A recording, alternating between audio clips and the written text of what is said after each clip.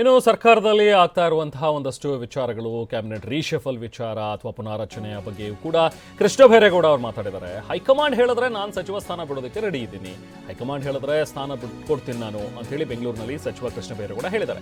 ಪಕ್ಷ ನನಗೆ 3 ಬಾರಿ ಸಚಿವ ಸ್ಥಾನವನ್ನು ಕೊಟ್ಟಿದೆ, ನನ್ನ ಅರ್ಹತೆಗೂ ಮೀರಿ ನನಗೆ ಪಕ್ಷ ಎಲ್ಲ ಅವಕಾಶಗಳನ್ನು ಕೂಡ ಕೊಟ್ಟಿದೆ.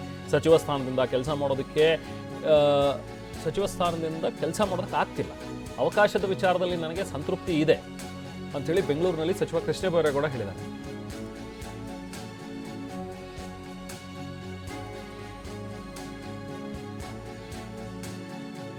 ಪಕ್ಷದವರು ಯಾವಾಗ ಮಾಡ್ತಾರೆ ಅದು ಅವ್ರಿಗೆ ಬಿಟ್ಟಿದ್ದು.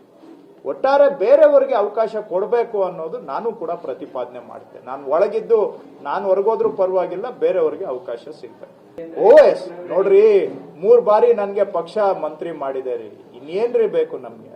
ನಾವು ಕೇಳಿದಕ್ಕಿಂತ ಹೆಚ್ಚು ಕೊಟ್ಟಿದೆ. ನಾವು ಅವರು ಸೂಚನೆ ಕೊಟ್ರೆ ಅದೇನ್ ನಾನು ತ್ಯಾಗ ಅಂತೇನು ಹೇಳೋದಿಲ್ಲ, ಅದು ನಮ್ಮ ಕರ್ತವ್ಯ. OS ನಾವಂತೂ ತಯಾರು. ಯಾರು ಪಕ್ಷ ಯಾವಾಗ ಏನ್ ಸೂಚನೆ ಕೊಟ್ರು ಆ ಸೂಚನೆಗೆ ನಾವು ತಯಾರಿ. ಪಕ್ಷದಲ್ಲಿ ನನ್ನ ಸಾಮರ್ಥ್ಯಕ್ಕಿಂತ ಮೀರಿ ಹೆಚ್ಚಿನ ಅವಕಾಶಗಳನ್ನ ಪಕ್ಷ ನನಗೆ ಕೊಟ್ಟಿದೆ, ನಮ್ಮ ಅರ್ಹತೆಗಿಂತ ಮೀರಿ ಹೆಚ್ಚಿನ ಅವಕಾಶ ಕೊಟ್ಟಿದೆ. ಏನಿಲ್ಲ ಅಂದ್ರೂ ನಾನು ಕಾನ್ಸ್ಟಿಟ್ಯೂನ್ಸಿ ನೋಡ್ಕೊಂಡಿದ್ರೇನೆ ಅದರಲ್ಲೇ ನಾವು ಜೀವನದಲ್ಲಿ ಸಂತುಷ್ಟಿಯನ್ನ ಪಡ್ಕೊಳ್ಳೋ ಅಷ್ಟು ಕೆಲಸ ಮಾಡಕ್ ಅವಕಾಶ ಇದೆ. ಎಲ್ಲ ಸಿಕ್ಕಿರೋವಾಗ ನಾವಂತೂ ಸ್ವಲ್ಪ ಆ ಮಟ್ಟಿಗೆ ಕೆಲಸದ ವಿಷಯದಲ್ಲಿ ಅಲ್ಲ, ಅವಕಾಶಗಳು ಅಂತ ಬಂದಾಗ ಹೊಟ್ಟೆ ತುಂಬಿದೀವಿ. ಕೆಲಸ ವಿಷಯದಲ್ಲಿ ಹೊಟ್ಟೆ ತುಂಬಿಲ್ಲ, ಮಾಡೋದು ತುಂಬಾ ಇದೆ. ಅವಕಾಶಗಳು ಅಂತ ಬಂದ್ರೆ ನಾವಂತೂ ಹೊಟ್ಟೆ ತುಂಬುದವ್ರು. ಎಲ್ಲ ಅವಕಾಶ ಸಿಕ್ಕಿದೆ, ಇರೋ ಅವಕಾಶ ಉಪಯೋಗಿಸ್ಕೊಂಡು ಕೆಲಸ ಮಾಡಿದ್ರೆ ಸಾಕಾಗಿದೆ ನನ್ಗಂತ.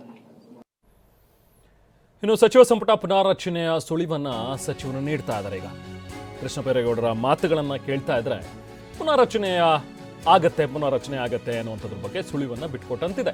ಸರ್ಕಾರ 2.5 ವರ್ಷ ಪೂರೈಸಿದ ಬೆನ್ನಲ್ಲೇ ಸಚಿವ ಸಂಪುಟ ಪುನಾರಚನೆ ಆಗುತ್ತೆ ಅಂತ ಹೇಳಿ ಕೃಷ್ಣ ಬೈರೇಗೌಡರು ಮಾತಾಡಿದ್ದಾರೆ. ಸರ್ಕಾರ ಬಂದಾಗಲೇ ಅದರ ಬಗ್ಗೆ ನಿರ್ಧಾರ ಆಗಿತ್ತು, ಅರ್ಹತೆ ಇರೋರಿಗೆ ಖಂಡಿತ ಸಚಿವ ಸ್ಥಾನ ಸಿಗಬೇಕು ಅನ್ನೋದನ್ನು ಕೂಡ ಹೇಳಿದ್ದಾರೆ.